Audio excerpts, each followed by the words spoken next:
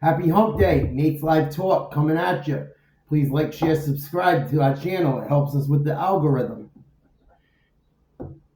We got some props going out, some flowers, and a little bit of a sports debate. I want to wish a happy 93rd birthday to Mr. Willie Mays, the Say Hey Kid. Born May 6, 1931. Raised by a single father and his aunts for the majority of his life. Benny Kremko gave him the nickname because Willie was bad with names. He'd always tell people Kid or Bud. That's how he got that nickname. And we're going to look into it. He may be the best ball player ever. This was eye-opening. He might be the greatest baseball player ever.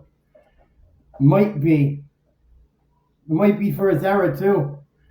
And we're going to look into it. I could make a 15-hour video on Willie Mays, but we're going to look at it, some stuff real quick for all my baseball heads out there.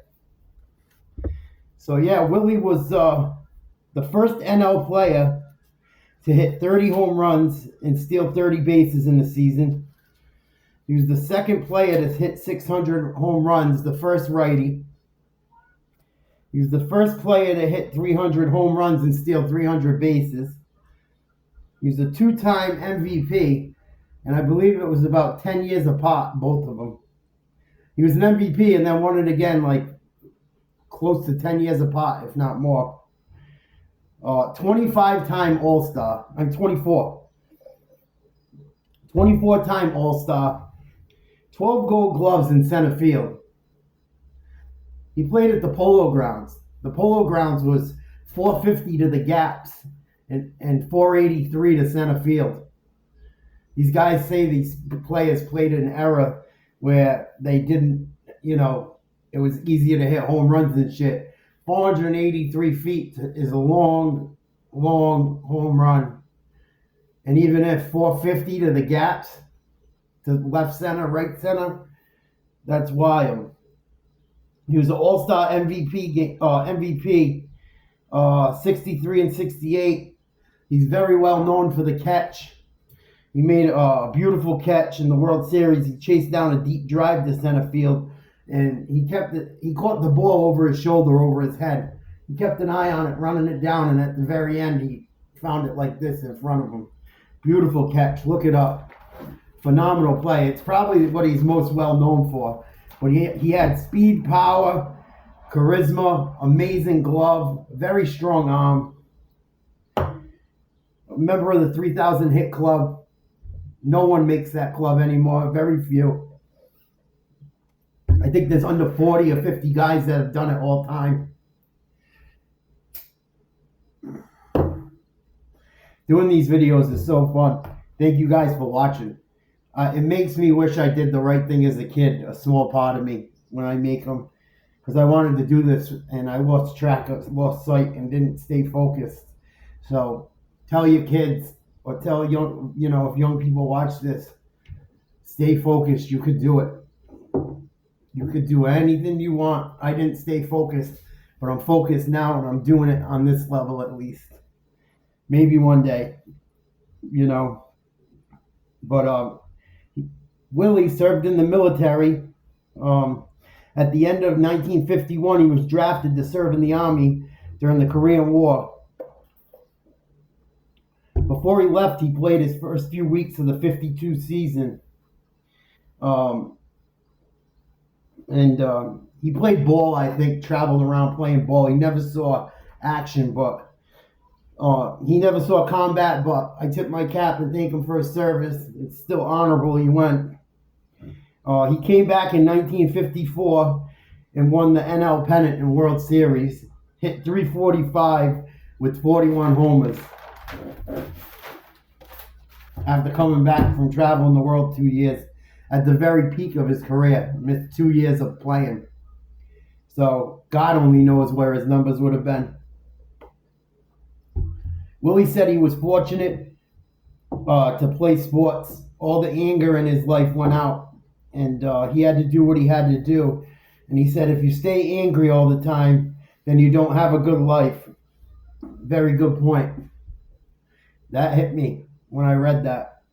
And he said every time he looks in his pocketbook, he sees Jackie Robinson, which is pretty profound. Jackie and him had a little beef. Jackie didn't really get along with him, I don't think, all the time.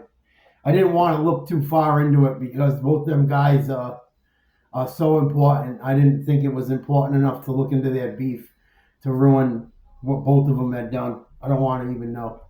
It's irrelevant at this point.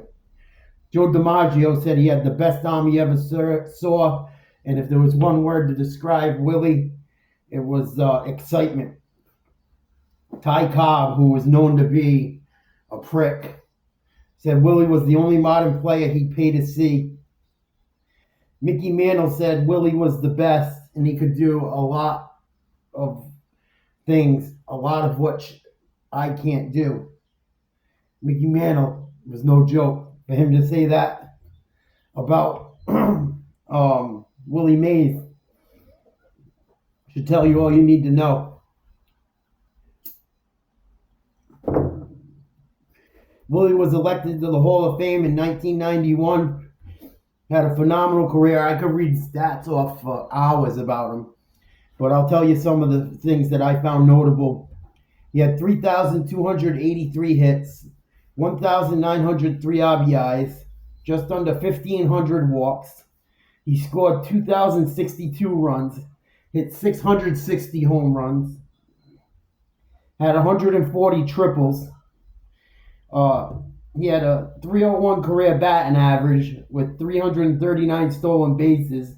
He walked just under 1,500 times and had 7,000 outfield putouts. That's insane. And had a 4 home run game. Only a couple people have ever hit 4 in a game. He hit 50 home runs in a season. One of 86 players to get 20 triples in a season. He's the only player ever at the time to do it. He's the founder of the 50-20 club. Only 5 members. I think Griffey's in it. A-Rod's in it.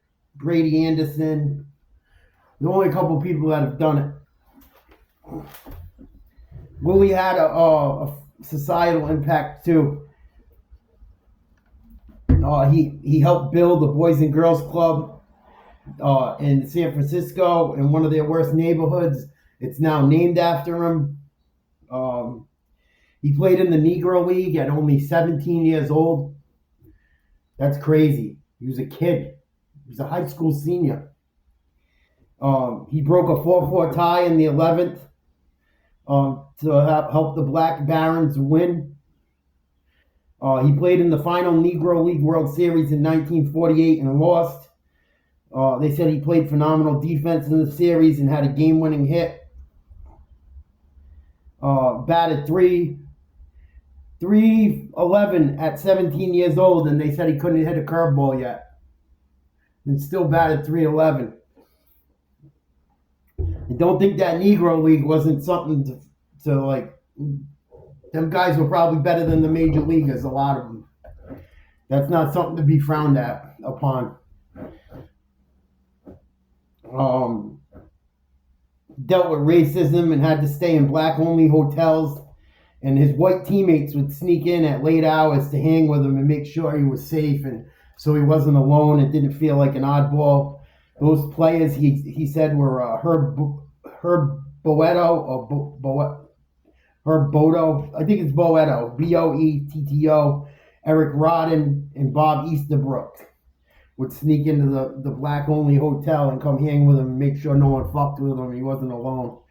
Tip my cap to them guys.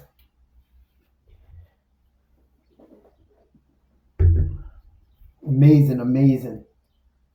History is amazing. I love history. He battled severe fatigue throughout his long career. They could never figure out what it was, but he would collapse out of nowhere and just collapse from exhaustion. When the Giants were still in New York, he was said to play stickball with the kids in the neighborhood and babysit kids for families in his neighborhood so that the parents could get a break. What a guy. And he worked at a casino in the 80s I believe in Atlantic City, and I think the major leagues banned him for a while for doing it, for signing autographs or something. There was something that happened, and the majors banned him, I think. And a lot of the people would go to the Atlantic City, and he would always bump into the kids he would play stickball with and shit, and their families years later. And if you look online, there's evidence of it. It's very cool. Imagine playing stickball with Willie Mays, being some fucking kid in New York City in the 50s. Oh, man, to have a time machine. To have a time machine. That's why I make these videos. It's kind of a time machine. Not that I was born, but I know I have older people that watch too. And a lot of people hate it. A lot of players hated on Willie Mays, believe it or not. Probably just jealous. You can look into that. I didn't want to bring it up. I think it's irrelevant. The numbers speak for himself. His impact speaks for itself. His longevity speaks for itself. You know, he played at the Polo Grounds. 483 to center field. 450 to the gaps. Even if the corners were shallow, he played center field. Center fielders are so underappreciated. That's why I love Bernie Williams so much, and people kind of laugh at me about it. He was like a gazelle out there. I mean, he's not no Willie Mays, but center field, them guys got to get on a horse and go when them balls are hit. Sometimes they play shallow, they got to run back. Sometimes they play deep, they got to come in. You got to pay attention to base runners, hit your cutoff men, get the ball where it's supposed to go accordingly. Because of base runners, you got to be smart and you got to be very athletic. Center fielders are great athletes generally. Willie's probably the greatest, man. He might be the greatest player ever now, looking into it. All around, he played a long time. But I don't think that should be held against him. He missed 2 years of his career in the prime of it. When he came back, he won a World Series and the MVP, I think. I know he won the World Series in a pennant. I don't know if that was the same year he won the MVP. Shit.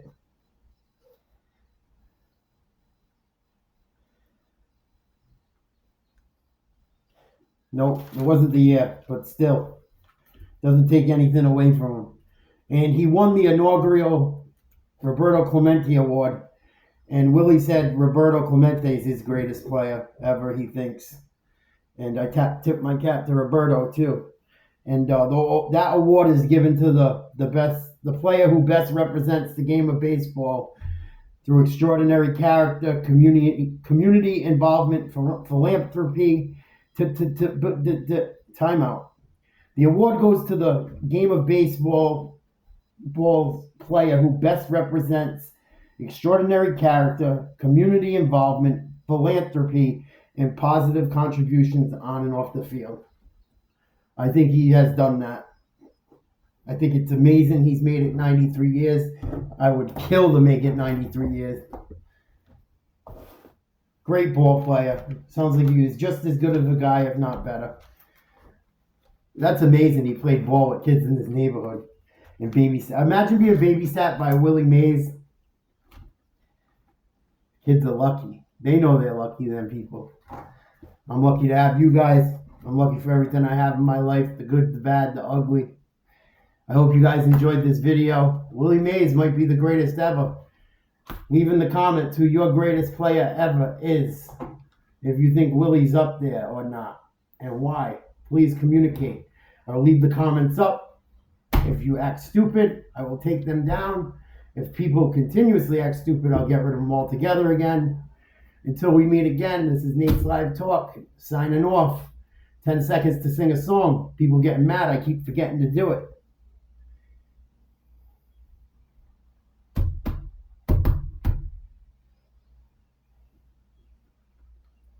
Bye bye, Miss American Pie. Drove the Chevy to the levee, but the levee was dry. Them good old boys were drinking whiskey rye, singing "This'll be the day that I die." Not today. Not you guys either. Hang in there. Be strong. Love each other. Nate's Live Talk. Over and out. I'll see you guys tomorrow. Thank you, Mr. Willie Mays. I tip my cap to you. Happy 93rd.